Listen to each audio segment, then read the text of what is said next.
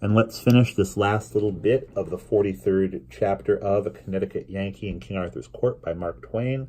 The boss is pretty much killing off all of the knights by electric fences. And we will continue. A glance showed the rest of the enemy. Perhaps 10,000 strong were between us and the encircling ditch, and pressing forward to the assault. Consequently, we had them all, and had them pretty past help. Time for the last act of the tragedy. I fired the 3 appointed revolver shots, which meant turn on the water.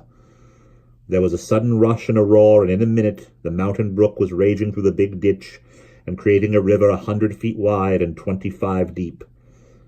Stand to your guns, men, open fire!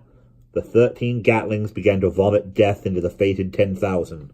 They halted, they stood their ground for a moment against the withering deluge of fire.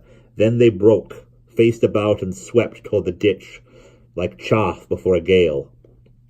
A full 4th part of their force never reached the top of the lofty embankment. The 3/4 reached it and plunged over, to death by drowning. Within 10 short minutes, we had opened fire. Armed resistance was totally annihilated. The campaign was ended. We 54 were masters of England. 25,000 men lay dead around us. But how treacherous is fortune! In a little while, say an hour, happened a thing by my own fault, which I have but no heart to write. But I have no heart to write that. Let the record end here. And that's the end of chapter 43.